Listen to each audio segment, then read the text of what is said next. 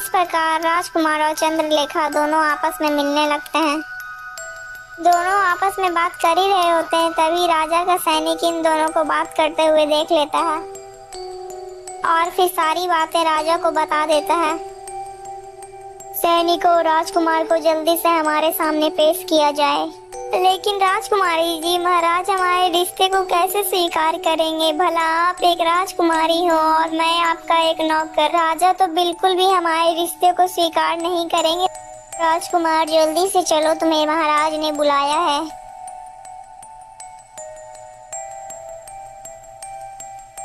राजकुमार, तुमने जिस थाली में खाया उसी थाली में छेद किया।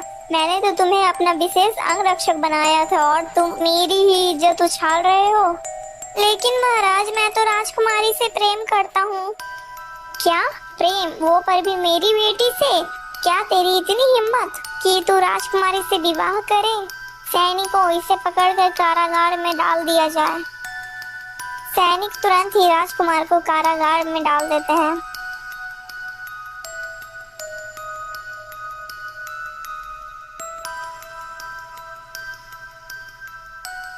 आप लोग चिंता मत करिए, मैं आप लोगों को स्वर्ण मुद्राएं देता हूँ। आप लोग फसल को दोबारा से बोइए। यदि ईश्वर ने चाहा तो इस बार फसल पक्का ही अच्छी होगी। खन्नत जी, 100 स्वर्ण की मुद्राएं लाइए। मंत्री तुरंत ही 100 स्वर्ण मुद्राएं ले आता है। महाराज, अब आप ही इन मुद्राओं को इन गांव वालों को दे दीजिए।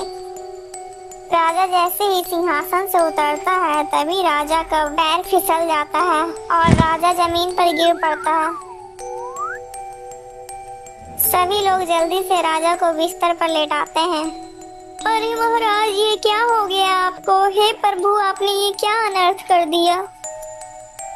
महारानी जी, आप परेशान मत होइए, ये थोड़ा सा बुरा वक्त है। यदि ईश्वर ने चाहा तो हमारा ये बुरा वक्त भी जल्दी से कट जाएगा।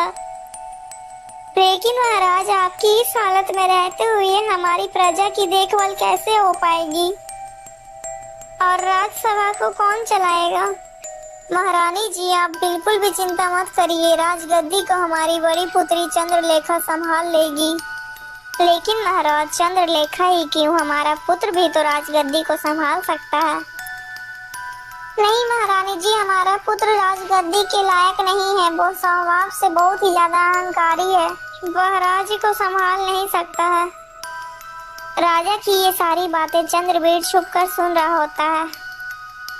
अच्छा, तो हमारा पिता ही हमारा भला नहीं सोच रहा है? राजगद्दी पर मेरी बहन को बैठाएगा? मेरे रहते हुए मैं उस राजगद्दी पर किसी को भी बैठने नहीं दूंगा। उस राजगद्दी पर सिर्फ मेरा ही हक है।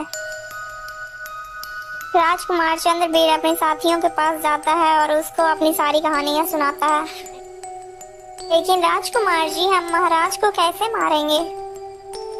अरे झमरू, हम लोग आज रात को ही महाराज को बंदी बनाकर ले चलेंगे और जंगल में फेंक देंगे। जंगल में कोई ना कोई जानवर महाराज को खा ही लेगा।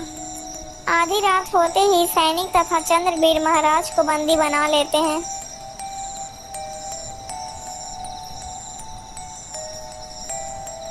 अरे भैया, ये आप क्या कर रहे हैं? पिताजी को कहाँ ले जा रहे हैं? पिताजी को छोड़ दो। अरे तू हट जा, नहीं तो मैं तुझे भी मार डालूंगा। क्या करूं मैं? पिताजी को कैसे बचाऊं? मैं ऐसा करती हूँ, मैं जल्दी से राजकुमार के पास जाती हूँ, वही पिताजी को बचा सकते हैं।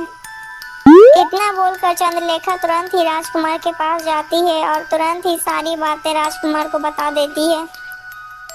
लेकिन चंद्रलेखा, मैं तो इस कारागार में बंद हूँ, आखिर मैं कर भी क्या सकता हूँ? राजकुमार जी, आप बिल्कुल भी चिंता ना करिए, मैं अभी जेल का दरवाजा खोल देती हूँ। चंद्रलेखा जल्दी से जाती है और कारागार की चाबी लेकर आ जाती है। फिर कारागार को जल्दी से वो चंद्रलेखा खोल देती है और राजकुमार और चंद्रलेखा फिर जंगल की ओर निकल जाते हैं। रुक जाओ चंद्रवीर, महाराज को तुम छोड़ दो, नहीं तो मैं तुम्हें जिंदा नहीं छोड़ूंगा।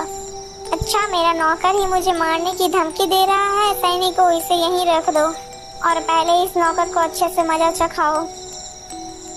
फिर सारे सैनिक राजकुमार पर टूट पड़ते हैं, लेकिन राजकुमार उन सैनिकों को ही मार देता है। अरे ये तो अकेले सारे सैनिकों को धूल चटा दी। अब तू मेरे बाढ़ से बच। कुछ ही देर में राजकुमार चंद्रवीर को परास्त कर देता है और महाराज को बचा लेता है।